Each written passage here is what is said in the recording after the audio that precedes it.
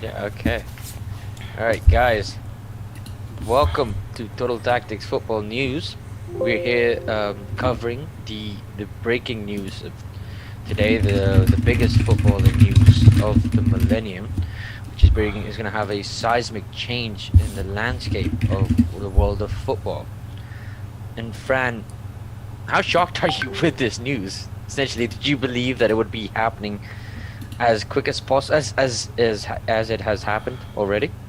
Yeah, honestly, I for one, I'm completely shocked. I didn't expect the news to come out. We obviously reacted to it earlier today and we discussed it together, the impacts on football and what it could mean in terms of the history of the game, the way it was set up in terms of having league pyramids all across Europe and the impact of it. So I generally am just completely shocked that this has happened. And I didn't think it would happen so quickly because we are still in the midst of kind of concluding both the domestic leagues and also the Champions League as an example. But yeah, I mean, honestly, if you guys are just coming in now, feel free to talk to us. We're keeping up to date with the latest news. We obviously saw the announcement. The European Super League have even opened their kind of official Twitter account, and they have a website as well that supports what they're trying to do. But it's altogether shocking news because I think, especially since we saw the kind of reactions from some of the pundits today with Gary Neville, with Keane and Michael Richards as well, everyone seemed extremely kind of scathing of it, and even though some reaction, I think, towards the fact that it might not happen and that the announcement might have to be postponed, but instead, I think all the clubs that are part of this project have proceeded on with it. One of the first topics I'd like to talk about actually is what do you think about a big club and big names such as Bayern Munich and even Dortmund kind of missing out, and what do you think about the impact of that has in terms of they like to kind of promote themselves now as leading European clubs, but obviously we do see several clubs that are not kind of part of this party. Well, I mean, like, we can look at some really big clubs in there with Porto, Lyon, Marseille. We've got Dortmund's, the likes of maybe Aston Villa and West Ham could start to, move back into that period. Teams like Everton, who've had a huge history in the English football, they can sort of start dominating themselves, have a presence on the European level now. But the question is, when you've taken away teams like the big giants like your Spanish giants, Real Madrid and Barcelona, you've taken away the top six teams. Let's throw Tottenham out of there. Top five teams in the Premier League. You're taking them out. I wonder how exciting that the Champions League would be, even though that Bayern is there. And considering, if you look at Bayern Munich right now, essentially you would have said, considering their injuries, they didn't have the injuries problem, they would probably be one of the best teams, if not the best team in Europe. Yep. And the fact that when they will be coming up against maybe bar PSG, I do believe the gulf in the talent is huge. And now you got to ask that question, with those players who are going to be playing in the Champions League, will they be excited to play against weaker oppositions where they know they can probably thump them and maybe get 5-0 wins, 4-0 wins, or we've seen how they've dominated in the league as well at times. Maybe not as much this season, but we know the quality of the team. I wonder if those players would want to stick in the UCL format, or would they also be looking to transfer their way into the Super League? Because I guess in the end of the day, that's one of the what Champions League had, right? The factor of be able to play in the Champions League with the best of the best was the attractive, element of this footballing career. You wanted to play for the best teams and with the best players.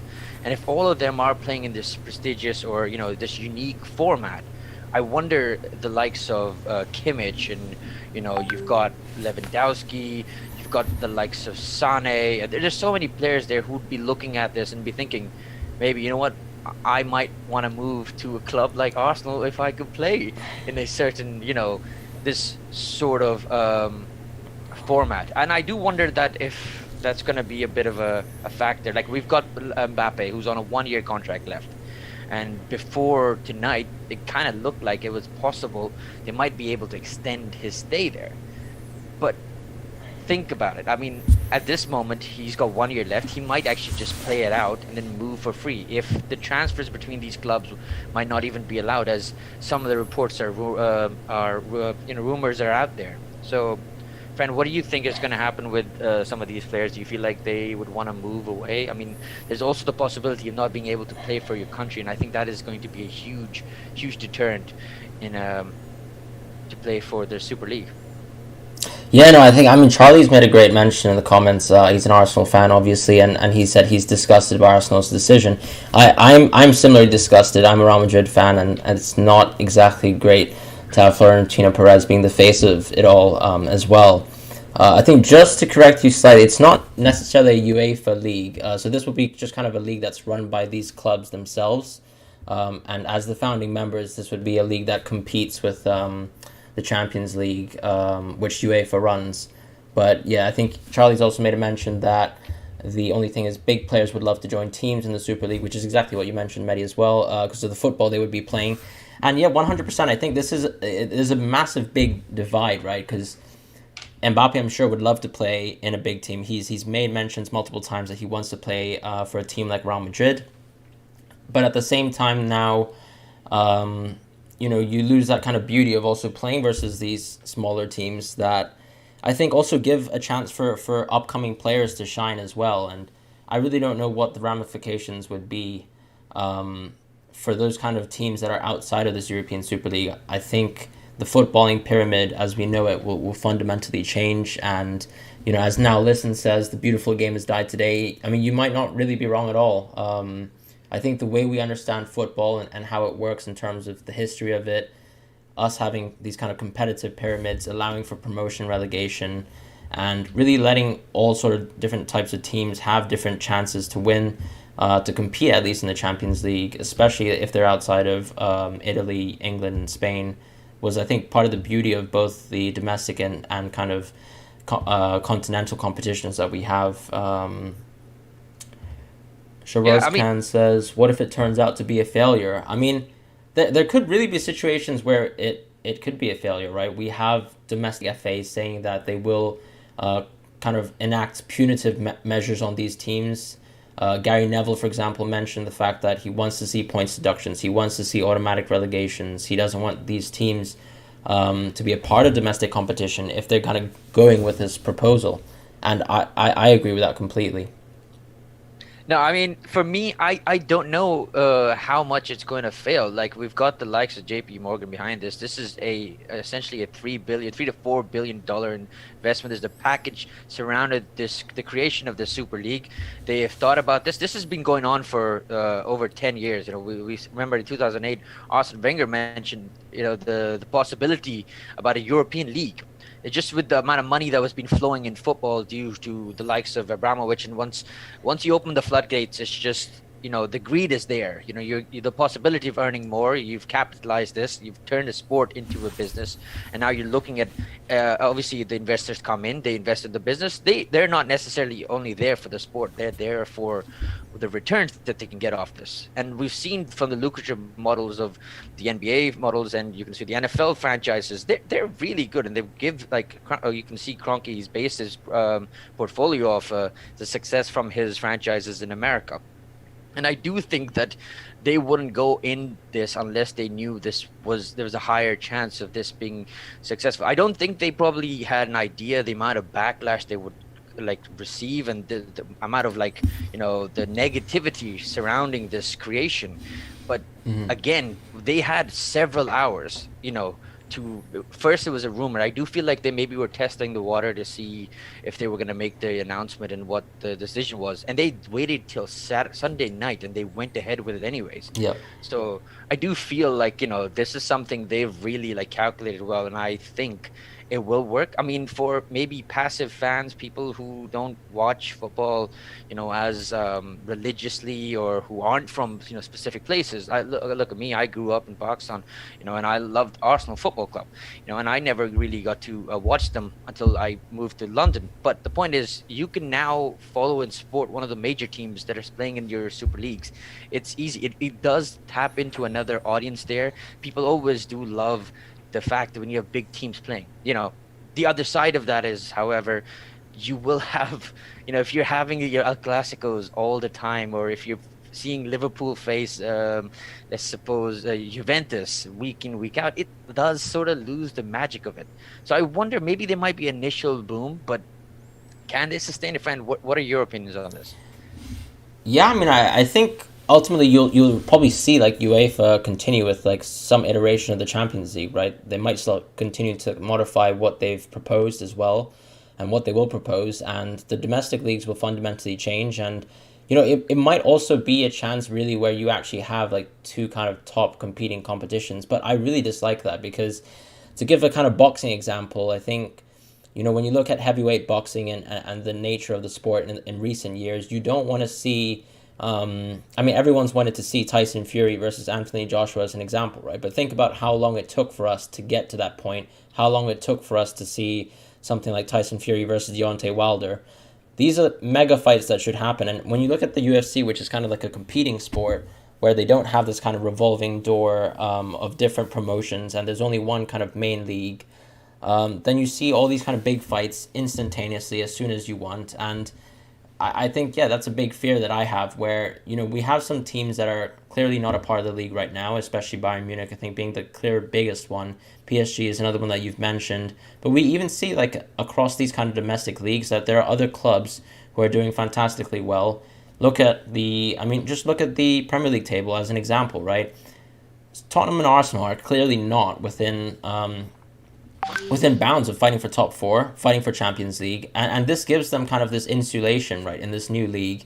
And it goes back to what Cliff Buckley was saying, right, where he says relegation adds a lot of stakes. I'm not saying Tottenham and Arsenal are clubs that are subject to relegation, really, but they need to usually fight for those European spots, and this is a system that kind of prevents it. And perhaps some people who are more interested in some sort of competitive integrity, knowing that there are actually really good teams in the world and other footballing teams that are able to compete, can do well. Because I think that the main issue is that a lot of the comparisons to American sports, people will say, the NBA, the NFL have run successfully for many years now. But the thing is, the kind of history of the sport was founded on that model, whereas football is completely different. It's based on the fact that people could run their clubs, whether they have a president, whether they have a kind of 50+1 structure like in Germany. But that allows for you to run clubs up and down the league, if you actually exhibit good management and good behavior in terms of being able to kind of negotiate your transfers, negotiate the kind of infrastructure of your club. And this is a clear move away from that, and it kind of gives a lot of the clubs insulation. But, as you were saying as well, the average football fan nowadays is going to come from a young audience, and they're going to be trying to watch what they think is elite football. And the question is, of course, if, let's say, the Champions League moves on, do they have enough big names, or can they create new names in a sense? Can other English teams in the English pyramid become as big as, let's say, a Man United or a Liverpool when they're competing alongside that league? And I think perhaps the answer could be yes. Because this is now perhaps also an opportunity for these other clubs to grow. But I think most fans, even of Man United, of Liverpool, are extremely disappointed in their own clubs, as am I. And it's quite shocking news. Let us know what you guys think in the comments as well, because this is all just fresh news, and we're kind of reacting to everything by the by. Bayern, I think, as you mentioned, Leipzig as well have been kind of rumored to join as well with Bayern, but the initial proposals were ones that they rejected. Well, Yeah. there's been exciting news as well. Florentino Perez has said if the players participating in the European Super League are banned from playing the 2022 World Cup in Qatar, we will create our own World Cup tournament. And that seems like a sort of, this is from the Anfield Talk at Anfield Talk on Twitter. And they are posting this from Perez's speech that he announced for the Super League announcement. Fran, that is a huge statement to make there. This seems like they're out there fighting this as hard as possible. These are 12 guys essentially who are basically shifting the whole dynamic of the world of football. It is bizarre, and I don't think we've ever seen anything like this before. The power that these clubs possess. And I feel like there is a lot of resistance in place, but will that resistance hold? Like, I mean, what could the possibility? What kind of international tournament could um, the Super League create? Yeah, I mean, obviously, when you're restricting it down to 15 teams, like what kind of competition are we really dealing with here? I think that would be vastly inferior to the World Cup, and I see there's no real way that you can compete with that. And if we're going back to the players and not necessarily ownership, then they're definitely going to struggle with that, right? I don't see how any players would like to play in a more diminished competition when I think the World Cup is the competition that has the largest eyeballs glued to it, and it has that kind of name value and historic value as well. When I'm thinking about it, it's like I couldn't really craft for some of those teams that have magical runs. Let's say obviously Uruguay was a massive team. I think early on in the 1900s, but I mean even recently as of late, it's the bulk of these squads are kind of made by three or four top players who play in top flight European football, but then the rest of the squad is kind of fundamentally based on other people who play within the South American leagues and things like that. So I can't even see how you'd be able to create like rosters that are large enough to really compete. I think that's just a ludicrous idea. But what do you think about the concept that maybe, let's say, if this plan doesn't really go through, if this is kind of just some sort of bargaining agreement that they're trying to reach against UEFA, do you think that's like a possibility that we'll see this European Super League become diminished in favor of maybe an even more favorable kind of mixture of revenue for these teams, or I do, think do you think do essentially you think they've kind of entered like a place where there's no turning back is what I'm asking? Yeah. no. I still feel like there is. I think they've just made a movement. He said they've set up a company. It's going on, but these are Hmm. just statements at the moment. Yeah. These are all plans. They might have some infrastructure in place, Right. but I do feel the original goal is, they want the adoration of their fans. They want to be on the right side of the media. Of course, no one wants such a backlash. I personally think they wanted to. They've been negotiating with the Champions League, the UEFA, to change their format so that the funds could be heavily in their favor, or at least the proportions could be right, considering they're sharing the funds with the likes of Shakhtar and smaller clubs. We've got the likes of Genk in there.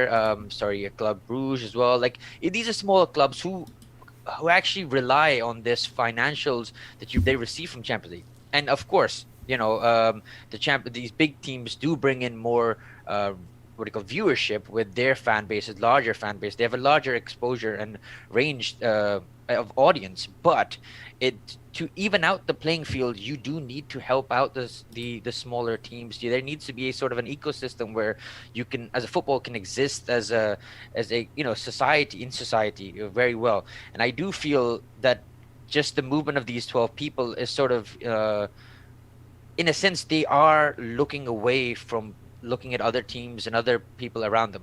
Essentially, they are obviously the top. But let's take Arsenal for example, right? We sit ninth on the table. I'm an Arsenal fan. We sit ninth on the table right now, with our hopes of qualifying for European football rely on us beating Villarreal and possibly the Man United or Roma in the Europa League final. And these are really tough games. So if Arsenal fail to do that, A, they lose out a lot of money from not being in European football next year. Next year, B, their fan base is still larger than most football teams in England alone because they have a commercial and an international audience too.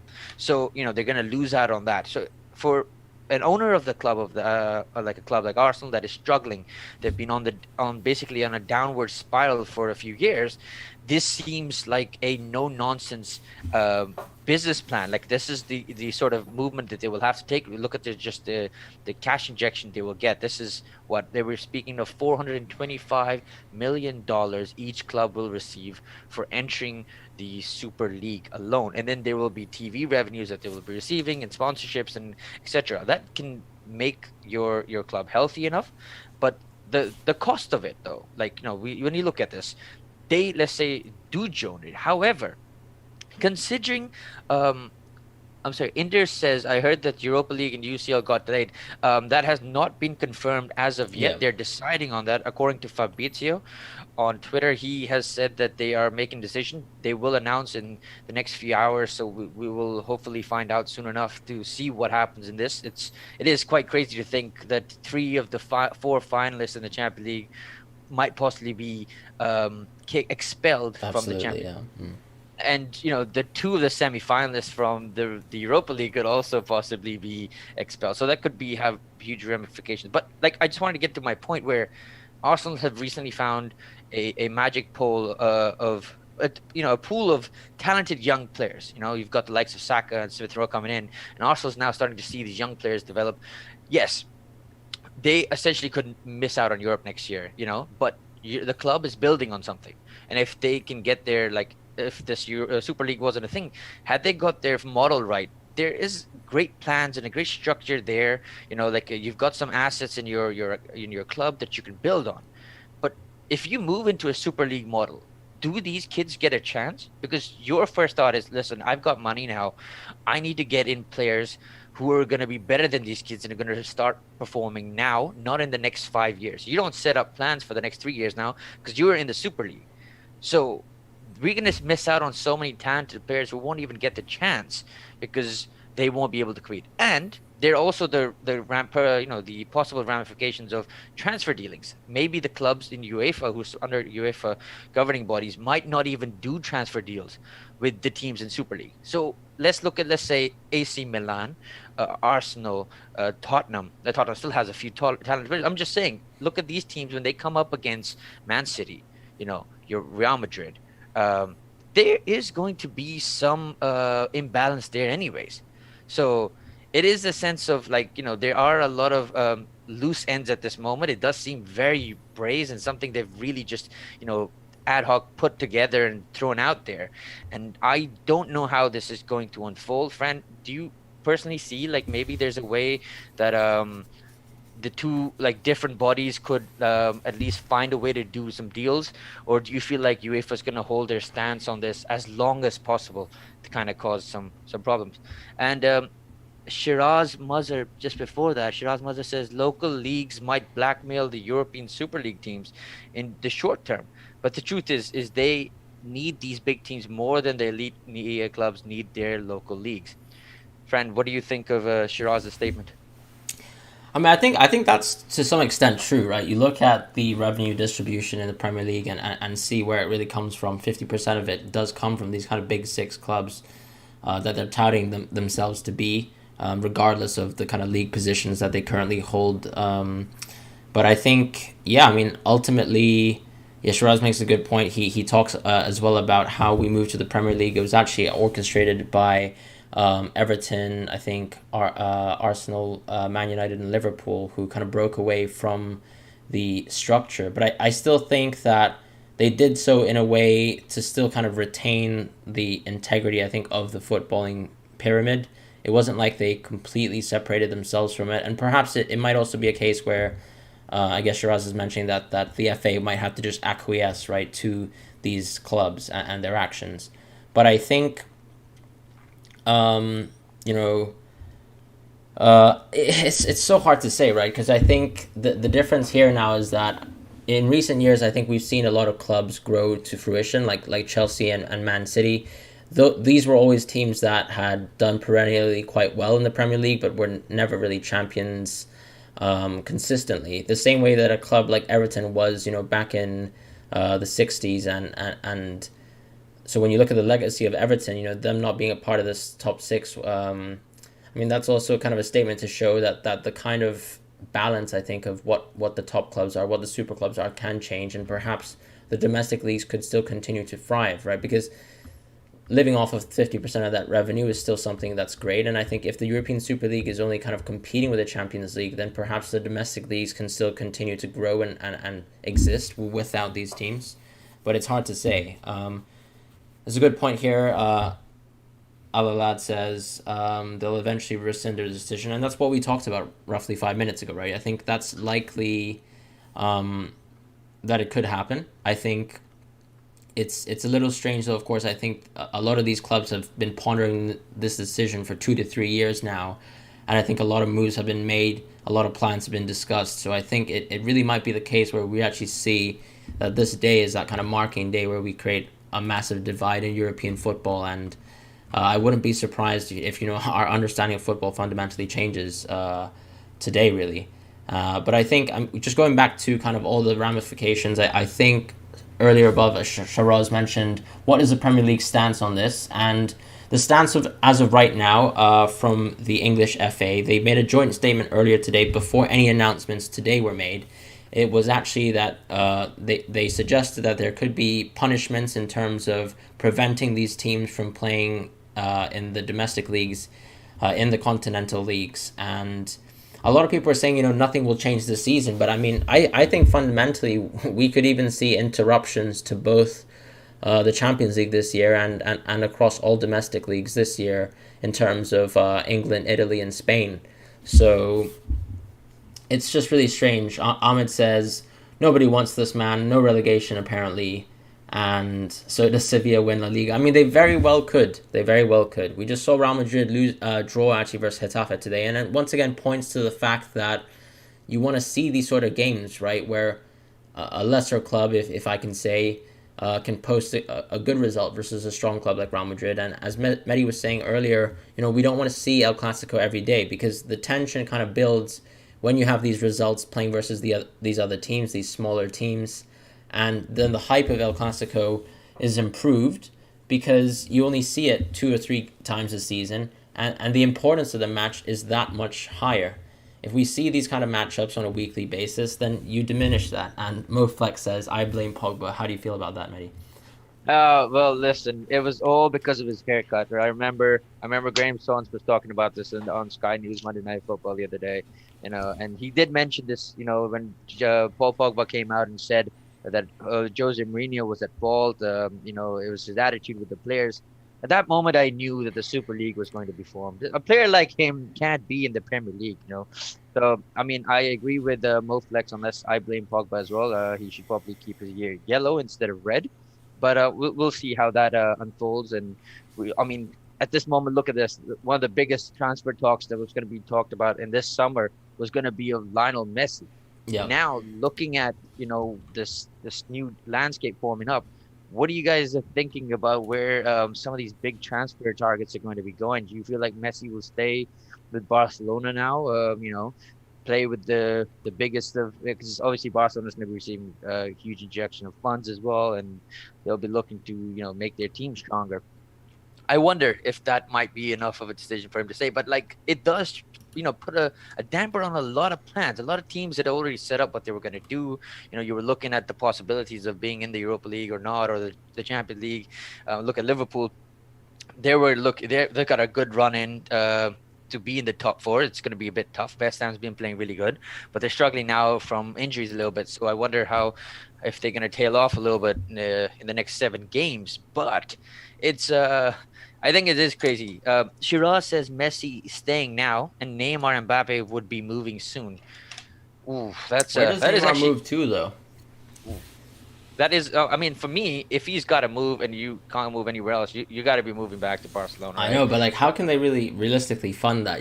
I just think their financials, the way it works, it's just a little bit inconceivable right now. I don't really know what other club Neymar could go to, if not like some sort of Premier League club that could somehow pay for him.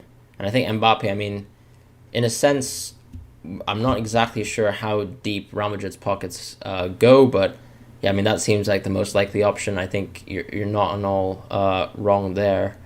But I mean, just going back to it as well, I think like when we think about the history of the game, like how does that change how we view the legacy of some of these teams that are in this European Super League, right? Real Madrid have the most amount of Champions League wins. What happens if they're punished? What happens if their kind of trophies are taken away from them? How do people view that in this kind of defining moment in history for football, right? Yeah, well, Shiri buys them both for Everton. I mean, we could see that, I mean, Everton been spending plenty of money lately, I, and I but yeah, I mean, think that would be you quite want, interesting. yeah, do you want to go and live in Liverpool if you're living in Paris? I mean, I think that's probably not the answer, and Neymar is going to be very happy with. But like, no, talking about the changing of how we perceive football, right? Looking at this, I was speaking to someone today, and they had a really good, interesting point. I do feel like maybe this is a moment if this does go ahead and these teams are expelled from their domestic leagues. Mm-hmm. Maybe it's time for the Premier League to sort of rebrand and start again, or at least start another segment of it, like how we had the Division 1 before, and now. after that the Premier League was created. It was like basically a spin-off of that, of the Division 1, so that there could be more TV revenue. And essentially now we're spinning out of that into this your Super League, right? Maybe with this starts a new era where everyone starts from fresh. You got zero titles together, and you build from there. And it's going to be different because you know the likes of Real Madrid and like Manchester United or like Liverpool, the ones who've had like, or Milan themselves have had previous glories, had several like history to rely upon. This would be a completely fresh start and something different. And I wonder who's going to come out on top in this era as well. It is a bit interesting to look if we take away the negativity and take away the possible ramifications of it on the world of football. But just looking at it at the Super League in an isolation, it does change a lot. And I mean, some of the teams in there, they're going to be wondering, is it worth being in a league where you're basically scrapping in the bottom half, constantly, not getting a lot of wins? AKA Arsenal, maybe at this point, if this is where it starts, it's going to be really tough coming up against some of the big teams. But it's about what I wonder how much of an effect that will have on some of these big teams who, at least in their own domestic competitions or whatever your international competitions they were competing at, they had some chances of competing. So when you take that away and you put them into this format, does that already do you feel some teams already have a significant advantage going into the Super League, or do you feel like they will sort of level out the playing field and everyone will get a chance to be able to build equally together? No, I don't think so. And I think if you want to use American sports as an example, because this essentially is almost a copy of these kind of franchised American sports, look at the NBA as an example and look at how the smaller market teams have competed over the course of history versus a team like the LA Lakers, right? So after Kobe Bryant retired, rest in peace as well, we did not see the Lakers really compete successfully in the league. But on a revenue basis, the Lakers continued to be tremendously successful, even though they were playing within a franchise structure. And teams like the Utah Jazz, which are successful now, just in general have struggled to kind of bill and vie for the biggest players. So I still see it as a case of where Tottenham and Arsenal right now, I think just in terms of just where you see the European pedestal, when you compare them, I think, with, let's say, Real Madrid and Barcelona or Liverpool and Man United right now, they're probably a step or even two below, my bad. And I still think that will kind of remain and retain itself in the current structure, because even if you're bringing across like the current group of players right now, when we just look at a squad kind of strength size, clearly I think Tottenham and Arsenal do struggle versus these teams, and it's going to be hard to see how they really compete. I mean, it really comes down to the fact that whether a team like Man United, Real Madrid, or Barcelona can continue to misspend their money. But ultimately, I think still on squad strength now, and if you continue to build with a similar amount of money, I still think those teams are probably going to end up being a bit more successful. And sometimes it just comes down to the fact that you have these kind of perennial stars like Haaland or Mbappe who prefer to go to these clubs than, let's say, Arsenal or Tottenham right now. But it could change, right? As we were mentioning, we could still see Arsenal and Tottenham re-elevate themselves in this structure if the European Super League starts to take precedent over some of the other domestic leagues, and we might see them be able to pick up stars, even from, as you say, Bayern Munich or Dortmund, right? But I think it's just, I really just wouldn't like to see that happening. I do like the competitive element of being under threat at one time, because one thing you did mention was that you said that Arsenal might move to a more short-term path.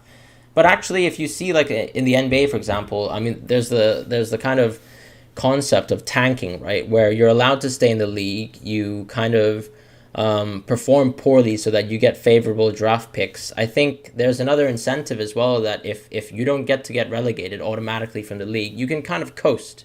And that's what we've seen from Stan Kroenke in some of his other franchises, right? We've seen him be a little bit more reticent towards spending, and he's happy to sit in this revenue model where they don't have to work super hard. They can just be franchised. They can earn money as part of the league. And as the league continues to grow, then Arsenal grows with it, as an example. But perhaps he doesn't have to spend as much money as the other clubs who want to continuously vie for the European Super League title. So for me, I think that's the other side of the argument if you want to compare it to like, American sports where we've seen situations where, the Philadelphia 76ers for a long time were tanking and now they've become successful. So it might be the case where even Arsenal can continue with a long-term plan because they'll be safeguarded in a sense by the revenue that they get from the European Super League.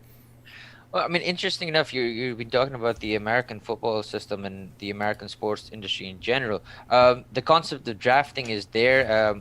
I know that is very different because you have the college system there where they take kids on merit, and then at the same time, there Yep. even if you come lower in the league in their competitions, you have a chance to pick the best number one drafts and stuff. Is there a possibility of a drafting system that could be incorporated with the Super League from the other leagues? Obviously, it's so much harder and so much more difficult to create a system there.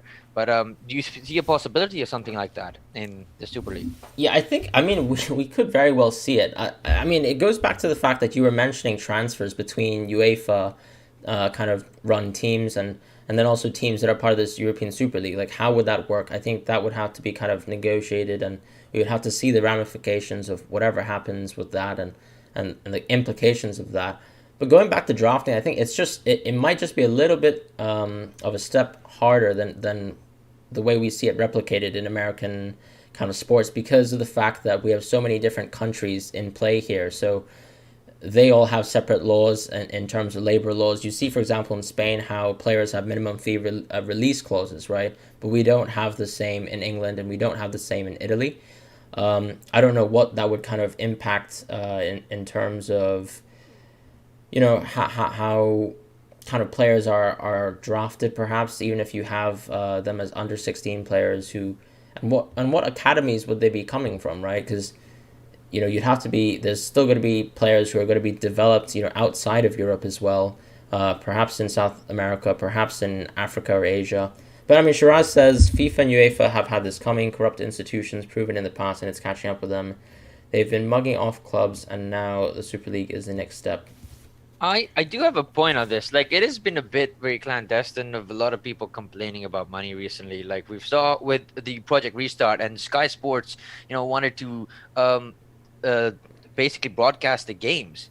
The games were £15 per game, and that Yeah. really didn't work out well. These are clubs who are in these financial positions, who can, they know that had they maybe went with a £5 or even a reduced number, people would have actually paid for it because they want to watch. And then they weren't able to raise money. There was a lot of complaints about it, but they took advantage of the fans because they had no alternatives.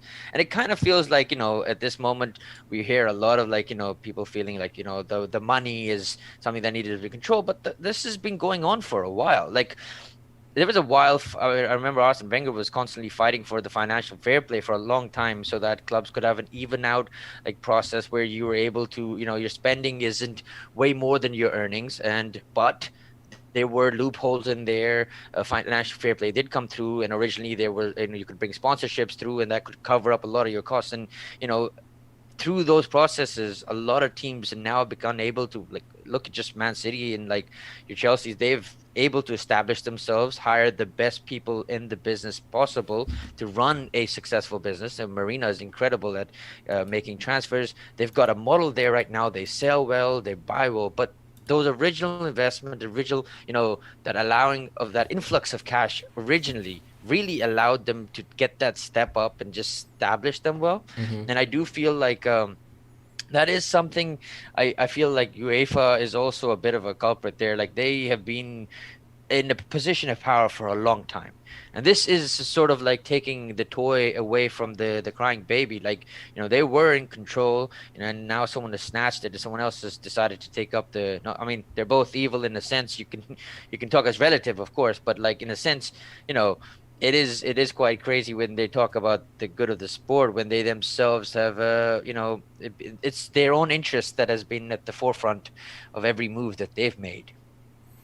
Yeah, I mean, that's an interesting take. But I will say, going back to financial fair play, I think the idea was that in the context of that period, you had a lot of well-run clubs in the past, or even at least financially successful clubs, and also highly achieving clubs like Inter Milan start to become bankrupt, AC Milan as well. And I think the idea of financial fair play was just to make sure that we saw less kind of of these kind of misrun clubs and mismanagement kind of plague the footballing pyramid across the European national leagues. And to be quite honest, I think financial fair play has succeeded in that aspect. And if you actually look at the statistics, we have much less clubs nowadays kind of going down the drain. Obviously, we have notable examples recently with, let's say, Bolton Wanderers as an example, but those are also clear cases where you've seen mismanagement from the clubs Yeah. and not necessarily a symptom of the changes of financial fair play that we've seen.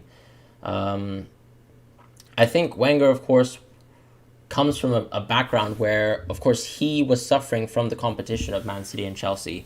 But I think if you actually look at what financial fair play was set out to do, it wasn't necessarily to kind of make sure that rich people can't spend money in football. It was more that rich people can't misrun clubs in football and kind of tank them. So in my opinion, actually, Chelsea and Man City, yes, they're allowed to spend as much money as they could in theory with sponsorships or these loopholes that you mentioned, but at least they were run well, and that's kind of what led them to be successful in this point in time.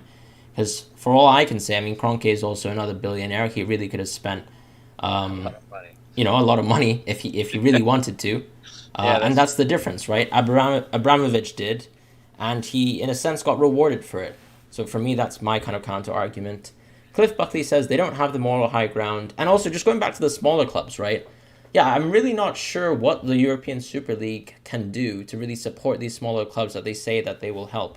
For all we know, if you look at the championship, we kind of had this discussion amongst ourselves earlier today. We said that a lot of the championship clubs are kind of in this constant battle for Premier League promotion. And if you get this promotion, you get these parachute payments, and you reach the goal, and all the kind of wages that you pay that are kind of oversaturated in a sense become worthwhile because you finally become a part of this Premier League structure. But if you don't make it and you spend money as a championship club, you're going to struggle, and you won't be financially rewarded for your efforts, and that's the kind of problem, I think, right? What happens to these clubs? It almost seems like we could see a situation where these domestic leagues could turn into a step or a tier below what they are now, and all those clubs who kind of are enjoying some sort of financial success or being able to kind of develop themselves and grow through the current structure might struggle, right? And that's what I'm kind of scared of in terms of the smaller club. I don't know really how they benefit more long term necessarily.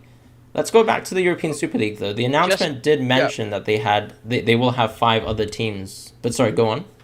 Just another breaking news in a sense. Tottenham Hotspur Supporters Trust have come out and they've said that their fans have been berating their board for having betrayed the club, its history, and the magic that makes this game so special. Slate's board's opportunistic pursuit of greed demands board immediately dissociate themselves from it. So let's see if the fans can stand up together and pressure their own club owners and people up there on the board to sort of, feel the heat a little bit. And I do wonder if the fan pressure could make some sort of, it could be play out in favor of the UEFA. Yeah, that's an interesting point. Another thing I'll mention as well is that Barcelona hasn't kind of put their announcement yet. They're also kind of run by a system of socios, and we'll see what happens there. But I mean, they are rumored to be a part of this setup. I mean, that was kind of purported in the original news. But I think, yeah, this is really the time for people to step up and kind of voice their disdain in a sense with the kind of structure that has been announced. And yeah, I mean, I think this is the right time. If you support your club and you disagree with the structure and how it's going to affect football as you know it, then 100% this is the time to speak out. I think the Manchester United Supporters Trust has voiced similar kind of things to the Tottenham Supporters Trust, and I'm very proud of the people for stepping out and kind of speaking out as well. It's just it's interesting, I think I really don't know what to say, because I think we might also see what we kind of understand to be like the European hierarchy change, because I don't know what's going to happen in terms of the punishment. So what happens if Real Madrid gets all their Champions League trophies removed, That's Does yeah. Bayern Munich become the Still biggest club leading. in European Well, history? it's possible. I mean, I don't think you can wipe out history in that sense. Yeah. Everyone will remember the 13 Champions League. Can I just say, sorry, I did see quite a funny tweet earlier today. It was saying that, um, in 50 years, this tweeter said that he didn't want to see that people were criticizing Cristiano Ronaldo and Lionel Messi for scoring all their goals in farmers leagues. But no, that's not.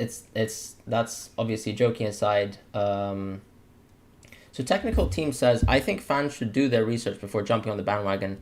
Fans want their clubs to sign top players. Where will the funds come from? These 12 clubs have decided to get extra income stream. I mean, that is a fair point, right? If you come from the perspective of you supporting those clubs, and I think that's where the ownership kind of sees that, right? It's like if you see building a club and building a business up, and you want to be competitive, then yes, this is the most kind of likely model that you want to pursue. But I think for these fans as well, they kind of want to see a little bit more fairness in terms of merit. And in the history of the game, we've allowed for the fact that other teams can come up and down the pyramid and also compete, continentally to kind of perform.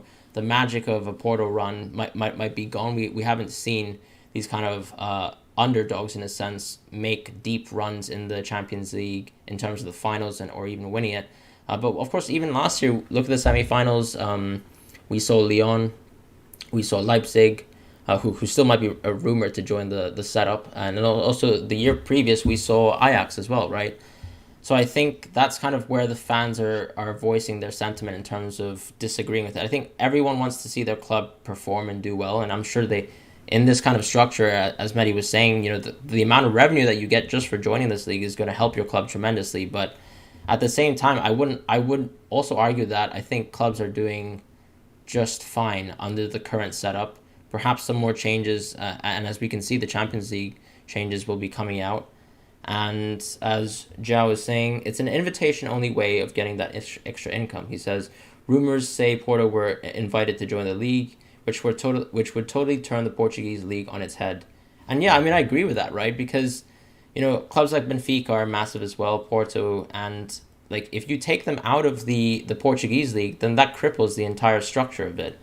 Yeah. And you don't want to see even let's say if I'm a fan of Real Madrid, it's funny. It's funny for me when Barcelona is misrun for a few years, but I don't want to go and say that my biggest rivals are a bad team, right? You want to see true competition. You want to say we were better than X and Y or Z team, Yeah. and they deserved winning their competitions and competing with us on merit. And so I think that's kind of what Zhao is saying, and I agree with that.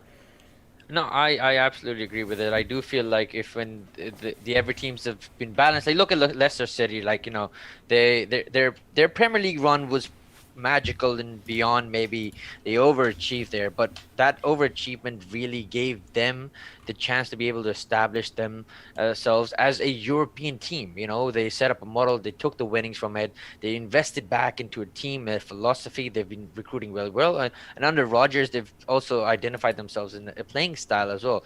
And I think that's sort of what like that allows you to do as well when these smaller teams get the chance. There's more competition.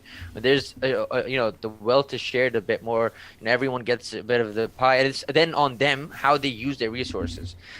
Like QPR was one of the examples where back in the days they had the money and a billionaire owner, but poorly managed club, very poor signings, and they basically haven't been able to come back into the Premier League for over nearly a decade.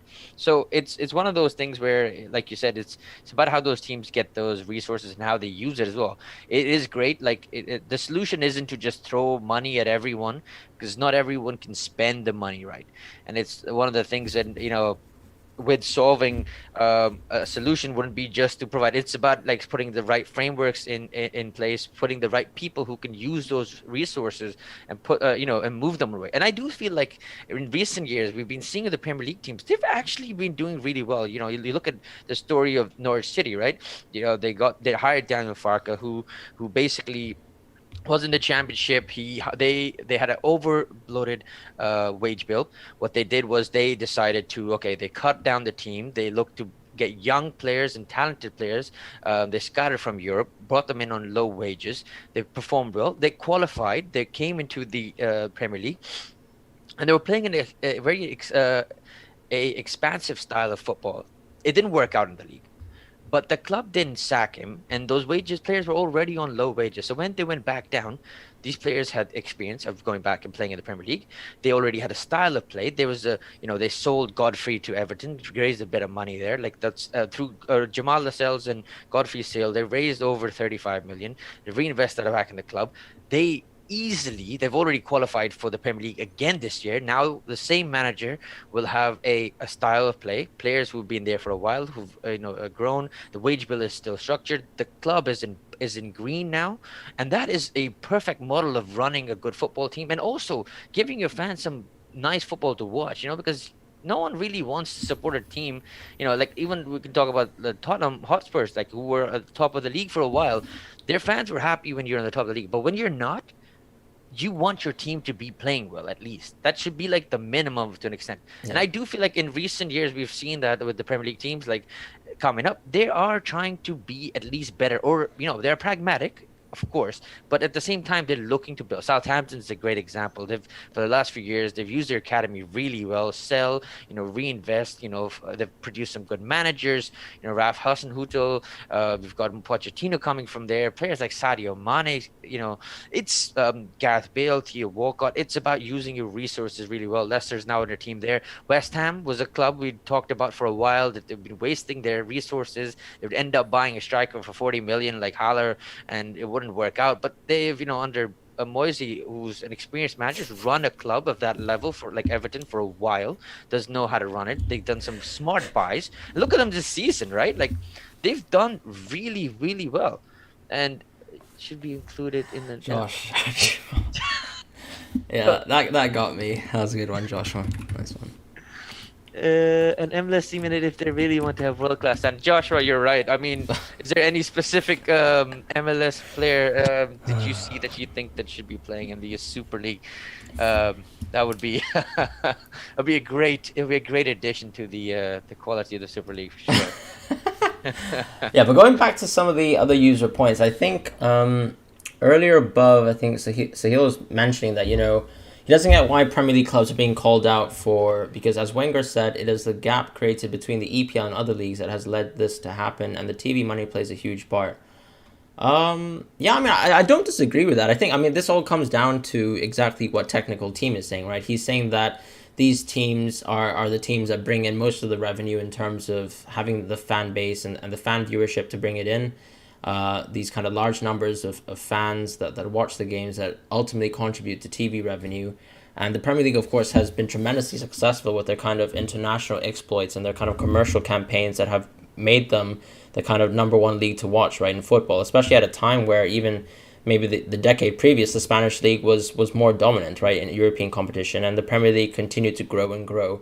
And to the point where now today, I think, even if we look at these top six commercial teams aside, we still see a lot of success from, I think, clubs, as we mentioned, Leicester, a poster example of that. And then we see also the resurgence of clubs like Everton and West Ham, who have done tremendously well, and they still are kind of like sleeping giants in a sense, right, in this kind of English football domain. And, we're kind of removing the opportunity for that to happen. I think there has to be some sort of middle ground where you strike between not allowing these clubs to be too insulated whilst also rewarding them. And I think, in a sense, that's what the Champions League reforms were trying to address.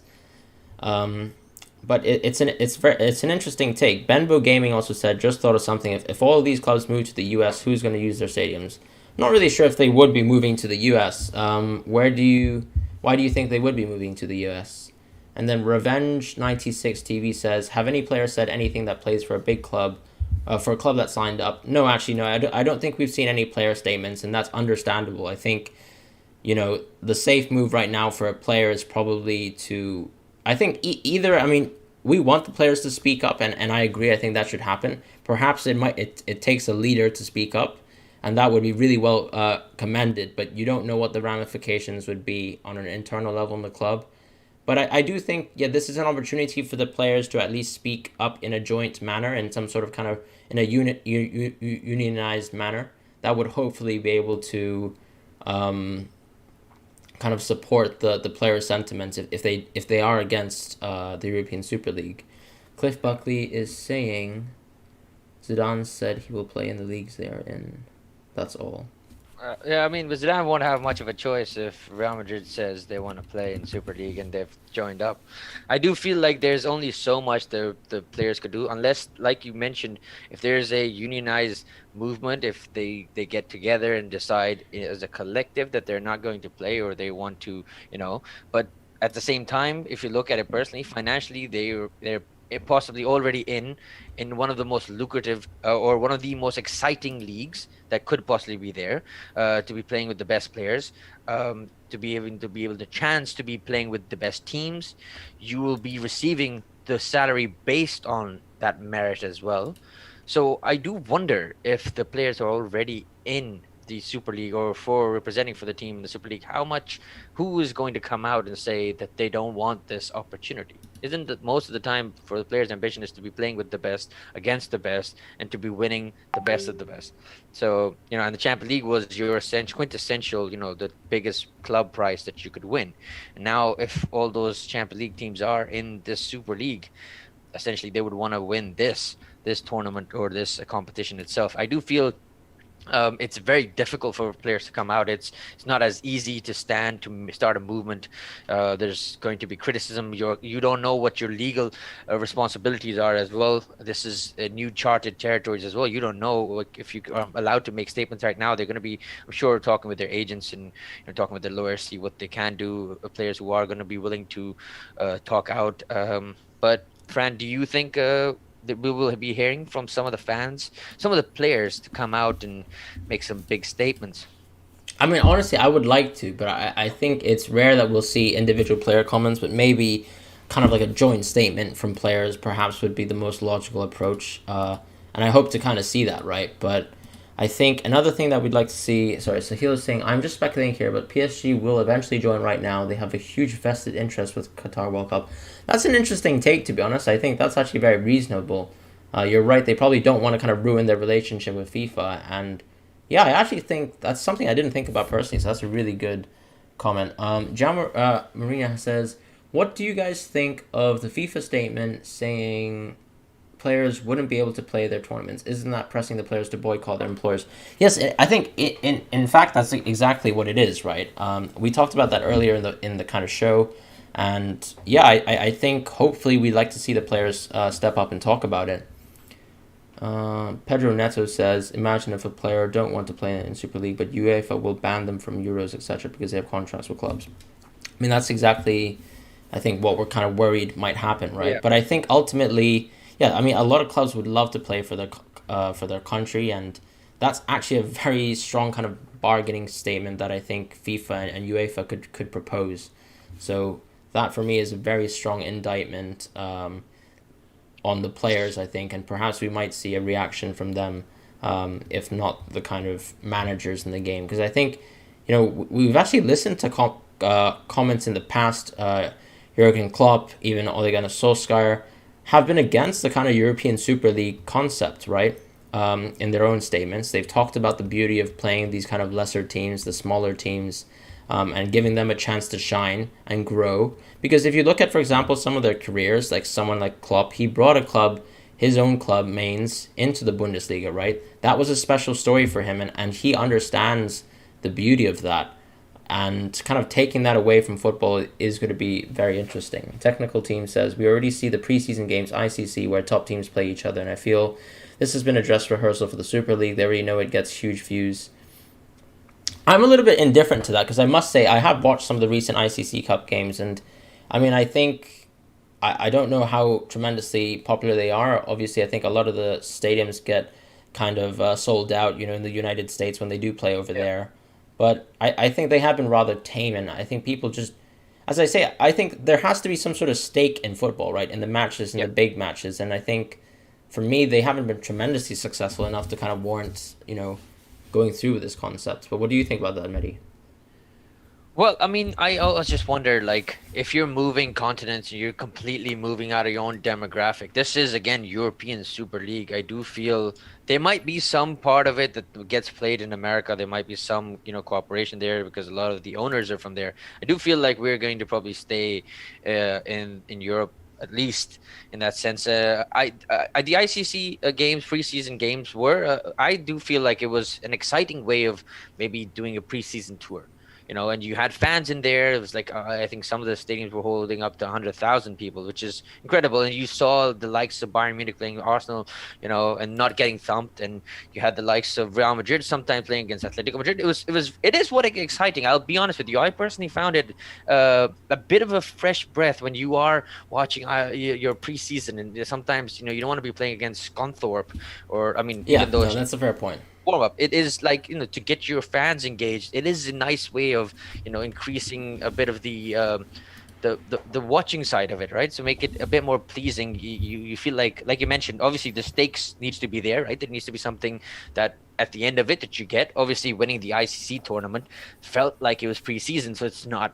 There's no stake there. But when Yeah. that is your sole tournament or sole competition that you are part of it, I think then maybe it becomes different. I do wonder, there will be, I think, neutral fans in this. I do feel, because the way this is set up, your teams are from across Europe. Considering fans move flying, and considering the pandemic as well, it's going to be a bit difficult to constantly be flying out to Barcelona and to Madrid or to Turin to watch your team play. So I do wonder how that element of it is going to work, essentially, because you do want your fan bases to be there to be supporting your team. Your home games are going to be fine, but do your away games, how do you manage to get that crowd there? Maybe there's a number there, like, it is going to be, I feel like it is, maybe the games are for a larger audience, not specifically just for your fans, because otherwise it could be a bit difficult when you're going to away games to create that sort of buzz that you would need, maybe. That's an interesting point. Ahmed says, I really enjoy the UEFA Nations League, for example. How do you think these kind of kind of new kind of breeds of tournaments have been received? I actually find it that, like, the international friendlies that we've seen lately, I think they are honestly quite hard to follow. And I think, we're a channel that kind of makes videos and that analyzes, the most current games, and we try to follow and stay up to date with, as many of the big games as possible. And I do think that the viewership actually, at least when we kind of look at it from an analytics point of view, when we look at kind of how our views have been determined on games, and even just if you go on social media sites like Reddit and see the response on Twitter, I do think like those kind of international tournaments aren't actually as successful or as watchable as it seems, right? I think people still kind of rely like solely on waiting for the World Cup to happen, waiting for the European Championship to happen, waiting for the Copa America to happen before they actually start to kind of invest their time in watching international play. And perhaps it could be the same, I think, with continental play. It'll be interesting to see how this like Super League kind of advertises itself, and see how quickly they can kind of establish themselves in the eyes of the fans. Because I do think, like, to an extent, you can say the Premier League has built such a strong reputation for themselves that maybe even with these top six clubs aside, they could continue to exist in some form of fashion. Because a lot of people are saying, oh, the Premier League is too reliant on these six clubs for revenue. They'll never kick them out. And I mean, that's one side of the argument, but I think, for the perhaps long-term health of your league, and for other leagues as well, it might be necessary to make that kind of stand. Like, how do you feel about that, Mehdi? I think just going back to your UEFA Nations point, personally, I do feel like it added a little bit more excitement to your international games. We have seen the reaction people have when we have an international break. That's Mm-hmm. the fear of your players getting injured at Injured, yeah. abroad. You know, it happens several times, and the teams are playing 3 games at a week, sometimes 2 games a week. They're rough schedules, and you want them to have some bit of break. But then you have these international tournaments now, international qualifiers that are in higher stakes now as well, like with the UEFA Nations popping up, into the World Cup qualifiers, and a lot of teams don't get enough rest of these players, and that is also going to be something we're going to talk in a bit about as well. With if the games are continuously getting higher, there's more games. This feels like these players are becoming. You're going to have massive squads because you need to be able to compete, week in week out against the best, and you won't be able to use B teams or poor quality to be able to compete. But I do feel like the introduction of the competitions like UEFA Nations kind of adds a little bit of excitement to your normal competition or your qualifiers. I feel like it was an exciting way of making it a bit more like the stakes were higher, because normally your World Cup qualifiers and European qualifiers or the Copa America qualifier, they're a lot. Copa America, besides, like, they're relatively easier considering the amount of teams that you're facing up against, and relatively most teams do well. But when you give them a chance to maybe go in and win for another trophy, like right now you've got Spain and if I am correct, I think it's Portugal, and Belgium and France. So Belgium and France are one side, Spain and another team are on the other side, and they get the chance to win the second, the UEFA Nations Trophy. And the first one was, well, the inaugural one was won by Portugal. And I do think that's it. It does give you a little bit more excitement to watch your national team, because, like you mentioned, a lot of times if you're playing San Marino or Gibraltar, like the likes of England or the big teams are just gonna blow them apart, and you don't have enough like fun to watch them. So it is a way of engaging, and bringing an audience towards that. But we've still seen, like with our analytics as well, it is not as much as we would hope, and there is still a huge gulf between domestic and international competitions, unless you get to the big tournaments, and we are to still see there. But Fran, what was your question though? Besides that, before, sorry. Um, Honestly, mate, could not remember right now. But Yeah. I think there's some comments lately. So Tanvir has said, so these teams are planning to only participate in Super League, no more domestic league. I think that's up for debate. I think the idea is that the European Super League is meant to be a direct competitor to the UEFA Champions League, but they would like to stay within the domestic league structures if possible. The only thing I would say is that a lot of people have mentioned that the English FA and some other kind of FAs, the Spanish and the Italian ones as well, have both jointly said that they are going to enact punitive measures. And that's why we think, or most people think, that the conventional understanding is that these teams might be barred from competing within the domestic leagues. And as Jao mentions that, that does kind of strip away a lot of revenue potential from these teams as well. So, for example, if you only play these kind of weekday games in the European Super League, then even though, yes, the Premier League gets weakened, so do you in terms of your potential to hold revenue, on the weekend when you play these, when you should be playing these domestic games. So we don't exactly know what exactly is going to happen.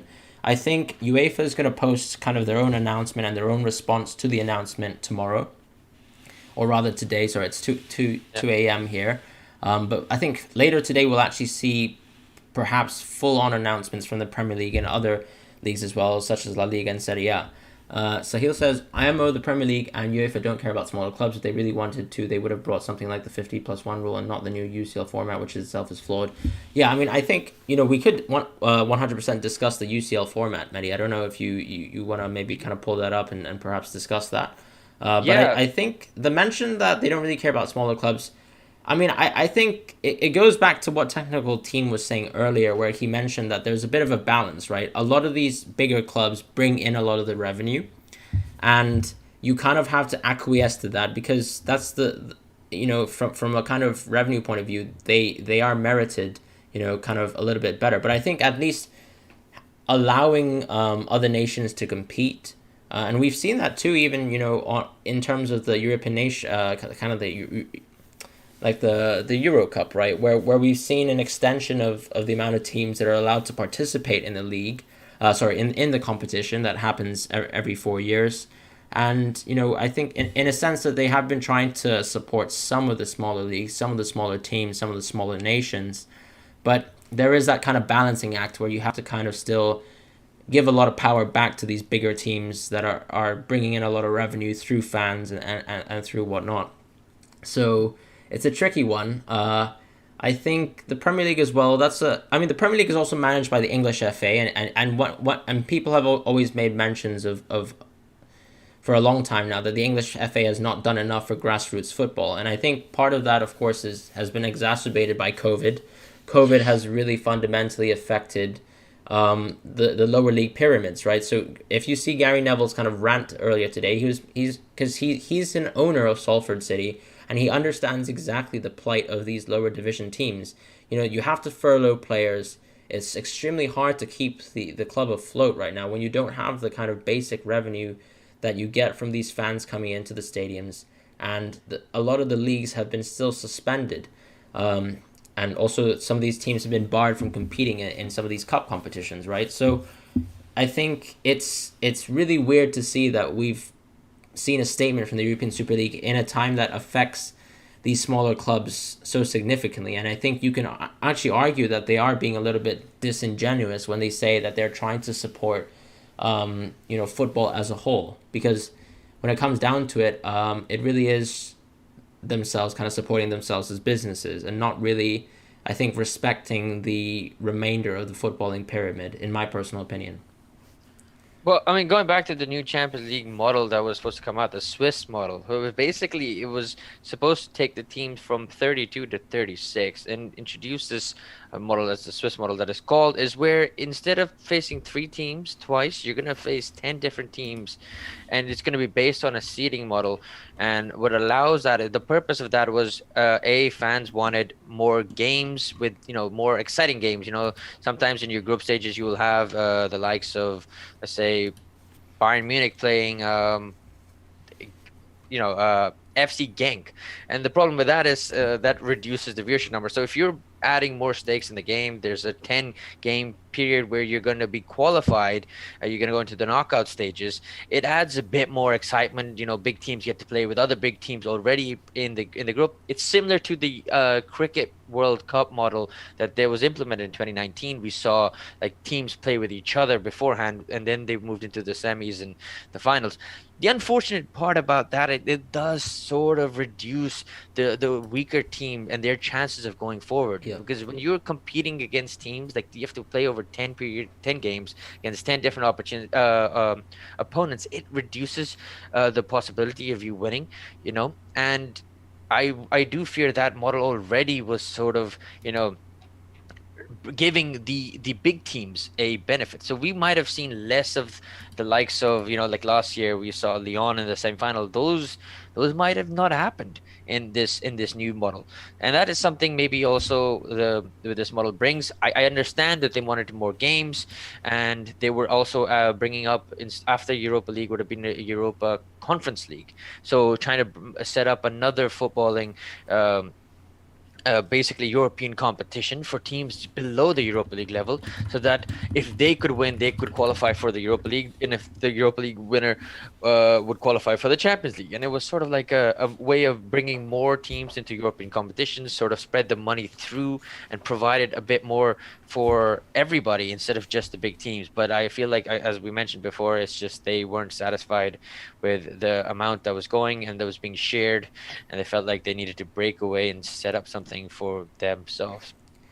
Yeah, I mean, I think just going back to what you were saying in terms of increasing the amount of teams that you have to play versus, and that kind of making it harder for the smaller teams. I mean, I think if you're interested in competitive integrity and you want to see the best teams succeed, which I personally do, I might be a bit skewed in terms of that. Like I know not everyone shares the same sentiment. I know people want to see underdogs succeed, but I mean, I think we've still seen like teams turn out like fantastic performances, just through the fruits of their own merit and actually playing like strong competitive football, right? Like Leipzig have shown that, show that kind of last year. And I think, in this European Super League structure, like you're literally taking away all of that opportunity, right? I mean, it goes back down to really to the fact that, I mean, Arsenal and Tottenham are probably the ones that are singled out the most right now. I think just in light of their kind of competitive showings, like in the last few years. Like Tottenham, of course, did reach a UCL final. Arsenal, of course, have done well in the FA Cup. But in reality, I mean, both these teams are, I think, a far step below some of the teams that are not a part of this European Super League structure. Right? We just saw. I mean, and even if you look at the top club today, like Real Madrid just drew versus Getafe, but I mean, the example, of course, I think that Charlie mentioned, one of our viewers from early on. I mean, Arsenal struggled to kind of just barely draw to Fulham today, which are pretty much set for relegation, unfortunately. And that goes back down to it, right? Like you're kind of protecting these teams that, in a sense, based on their recent performances, should nowhere be sniffing a kind of elite super competition for Europe. Notwithstanding the fact that Arsenal actually have like tremendous domestic achievements, but if we're going to go by that, then a team like Everton is much better than Tottenham from that point of view. I mean, Everton have 9 league titles, Tottenham have 1, so you can already see the kind of difference there. I mean, how do Yeah. you feel about that? Because I mean, we haven't touched on this exactly, but they did mention the fact that they are open to the fact that there could be other clubs joining the league on an annual basis, right? Like, what do you think about this? Well, again, I do feel like there's a little bit of unfair. Like, what kind of model are you setting if you have 12 people who are fixed there and they won't be getting relegated, where the Exactly. five that come in and out, what basis are they getting relegated on? Like what, you know, um, determines that, right? That's something that needs to be looked at. Or I mean, we still haven't received enough information on this model, and there's are already so many flaws there, and it doesn't seem like your American franchise version of it, where teams don't get relegated. Yep. So it does give those 12 teams a huge advantage for, like, what, maybe taking the first step and breaking away from world football in its essence. I mean, maybe, but at the same time, like you mentioned, right, like the teams of AC Milan hasn't done well in recent years. Until this year, they were competing for the title for a while, but they got knocked out. Their squad in depth, and I feel that's the difference when your elite teams, and so far the teams that were from the yesteryears that were good, can't compete because of the depth they have. And I feel like that's why those teams really jumped in for this opportunity to get there, to get in, evened up the sort of the financial playing ground a little bit. But like you mentioned, I do think it is a bit unfair, because I do feel like, looking at Everton's, this club has a lot of history. Hmm. They've been around for a while. They were consistently competing for top six for the last 2 decades. Everton, Tottenham has been good, but they were also in that midst. They were relatively in the same bracket in this essence. But Everton is a huge club with a history as well. So Tottenham is like, okay, in the last 5 years they started qualifying for the Champions League. They I think they battled for the league once, and that year they fumbled and they came third because Arsenal came second. Yep. So it's Yep. like, it is one of those where you look at it, you're like, what bases are coming. Maybe it's their commercial reach at the moment, like For Daniel sure. I Levi think is. they're a London club as well, right? And that Yeah. really helps teams. And you see, like, just across football, like most of the clubs that come from capital um, cities, are tremendously successful. Like Milan are both those clubs are inside the founding members. Maybe we'll see West Ham next year, right? I don't know. Maybe, I'm just kidding. maybe, Yeah. but I do feel like it's how also, like, the jump that Spurs made in the last 5 years is pretty admirable. I think under Pochettino they really took it to the next level. For The sure, yeah.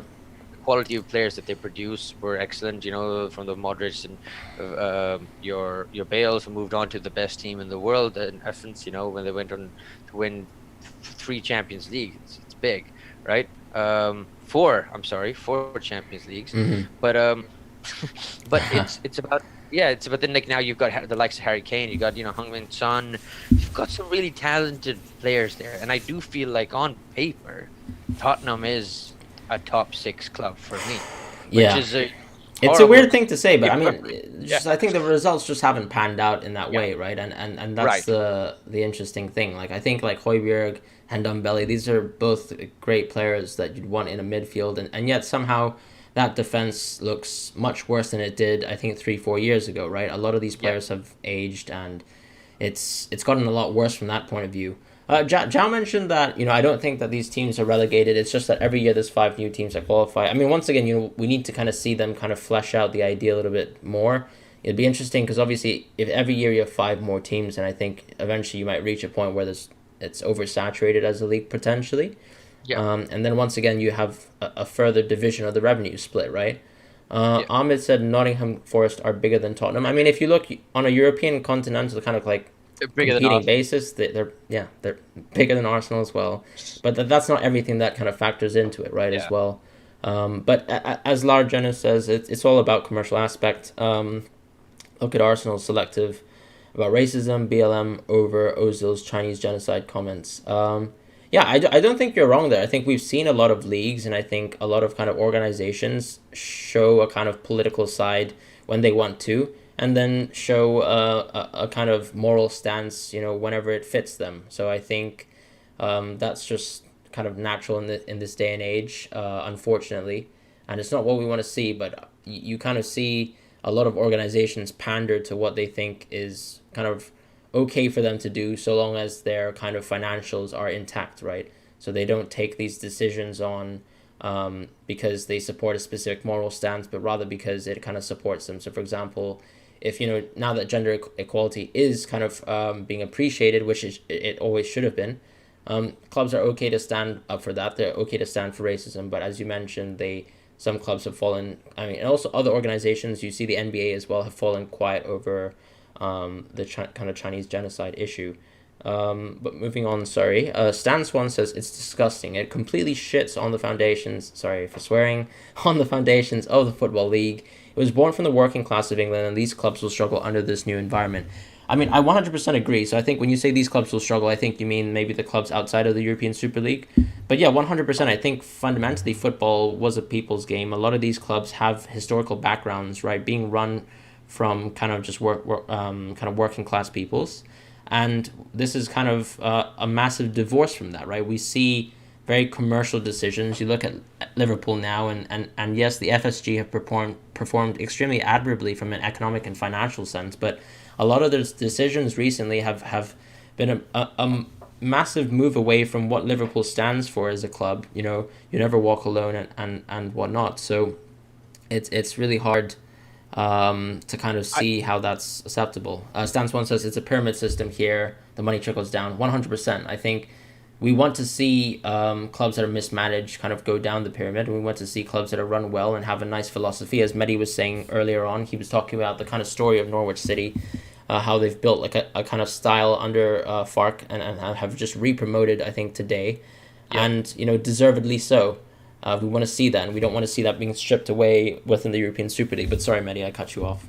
No, no, I just wanted to go back to Cliff Buckley there because he really does make a good point. Ajax is a European powerhouse in football, and like up to the late 1990s, they were winning the Champions League. They were solid, like in form, until the football came, and unfortunately, the Dutch football just couldn't compete. We did see a few years ago an excellent run in the Champions League, just to lose to Tottenham in the semifinals in one of the most harshest of manners possible when Mm, you're up 2-0 and you lose 3-2. An incredible game of football for all yeah. neutrals, of course.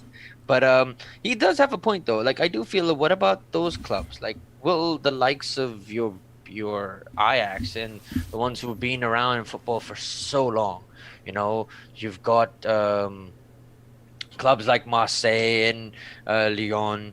You've got the clubs like Porto, Benfica. Benfica has been huge in European 100%. football. You know, Eusebio. it's exactly. I remembered him, and I was like, Yeah. "Yep." It's and Sporting. Like these are like historic clubs, and it does feel like you if you wanted to make something at least why is it just a specific bunch of the teams? And I know, yes, the Madrids and the Barças and the Uniteds and the Liverpools are big, but there are other Europeans. If we're talking about European Super League, right? I feel like they should have at least have had like maybe consideration into this. Maybe this is where it also feels like it was so much about money, and obviously it is, but it does feel like I don't know if they went to get them in. Maybe they should have. Maybe those will be the teams that will come in on a running basis. But it does feel like you have sort of neglected teams that have had a past, and not even such a old past. Like Ajax is quite relative. Like they were in the Europa League final against Man United a few years ago. The Champions League run. They've been doing well again. They just got knocked out in the quarters of a Europe League, so they've been here competing against major teams for a while. So it does feel like it's a big shame that they and those kind of clubs are getting missed out. Like, look, yeah, like Giannis mentions PSV have Champions League more Champions League than PSG and even Benfica. So like, yeah, it is a shame that you'll see those kind of clubs who should be also sharing in this sort of wealth that is coming in and that can help their domestic leagues and generally improve them. They will be missing out a lot on this revenue stream.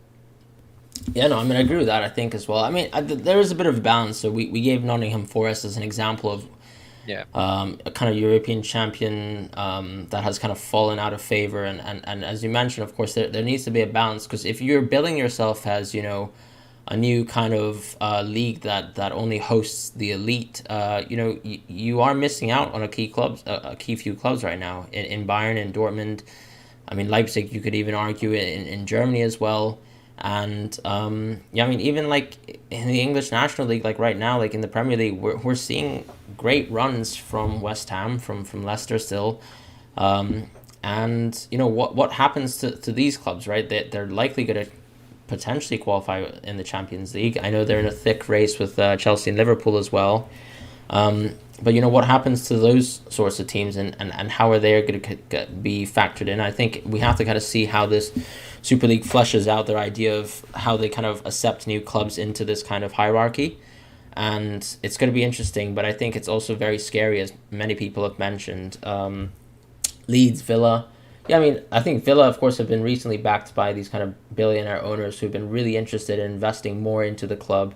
And we've seen Villa kind of grow up and up, recently. Close the door now says this is a war on the Premier League.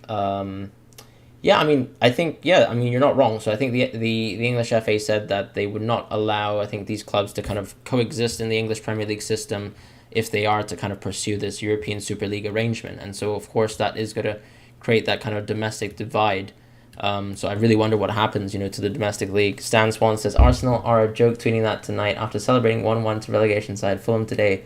Both them and Spurs don't touch the quality of Super. I mean, yeah, that's exactly kind of what we mentioned, several minutes ago. I think Arsenal, on a historical basis, are clearly a top three kind of club, in England. But if we look at just historical metrics, then we would mention Everton up there, at least higher than Spurs.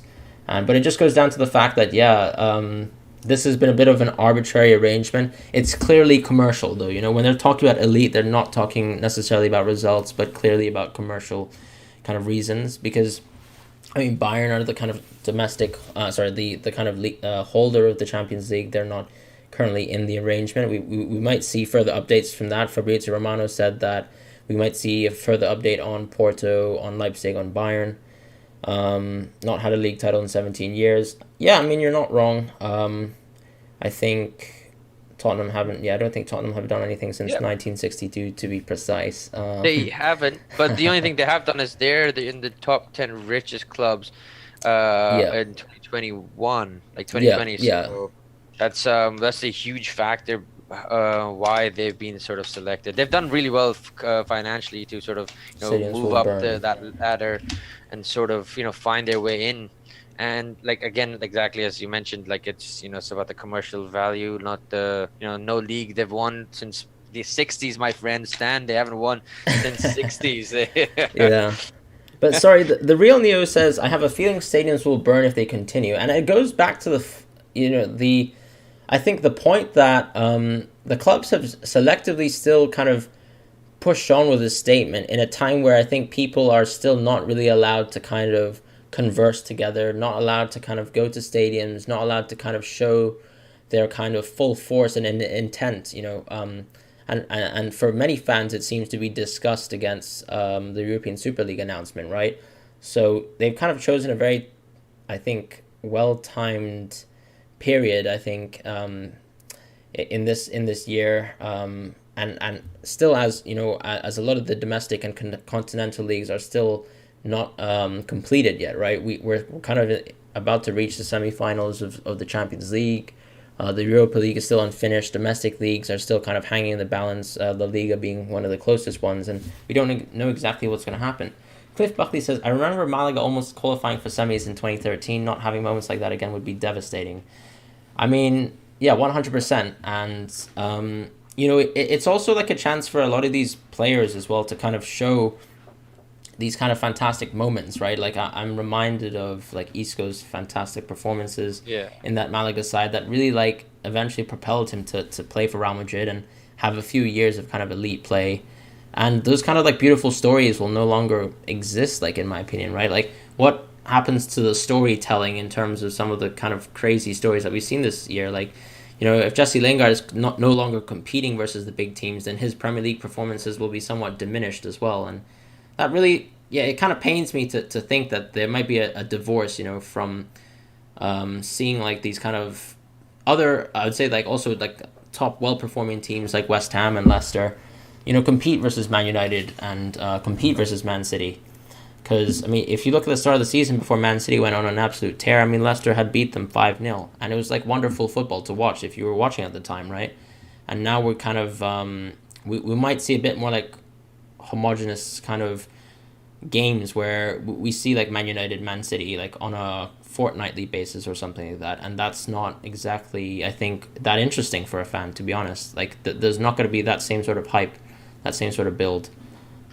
But true. Also, I mean, thinking about it, like if these teams are going to be basically expelled from your domestic leagues, would we not be seeing the Super League format change essentially as well? Considering if that's the only competition they can, compete in, Right. I think it won't be once a week. I think it will probably change. They will maybe Yeah. remodel that instead. We'll be looking for more games between each team. Something maybe a bit more similar to the NBA or NFL models until they go into playoffs and then go and win either the Super Bowls. I mean, are we going to be seeing concerts at the end of the Super League finale? I don't know. We or look like that's what they've been trying in the Champions League recently. It seems to be something they're looking to add. It's not the same as football. That culture is not used to your halftime performances. It's a very different thing in America, but I do feel like there is the Americanization of this sport as well seems to be seeping in, like with the owners as well who moved from the Atlantic across the Atlantic, sort of their investments coming into with you can look at Henry for Liverpool, you've got Kroenke there for Arsenal and stuff, and they're going to be bringing their values and what they know of sports and what's sort of like normal for them, and that's going to seep into, and if it's run by these 12, I do feel that's going to drip down and have an effect on the whole model of the league. And it's something definitely I feel like now they're going to be thinking about, like, what are their options, how are they going to form this, and is this just going to be 12, are they going to look to maybe with the possibility of Leipzig, Bayern and Porto joining them, maybe they could be permanent members, so they will look to maybe change that model. It's going to be crazy. I do feel like there's a lot of news that's going to be coming up in the I next few think so. Yeah, days. we'll probably continue to react to that Yeah. as it comes out. It's obviously late at night, Yeah. around Europe, so I think we won't see necessarily more news and more kind of updates in terms of how people are responding to that. Yeah. It says that I think we've got news, of course, that UEFA are quick to probably announce their kind of intentions on the topic, and we'll probably see how that will kind of fundamentally change things for the rest of the season and going forwards in the future.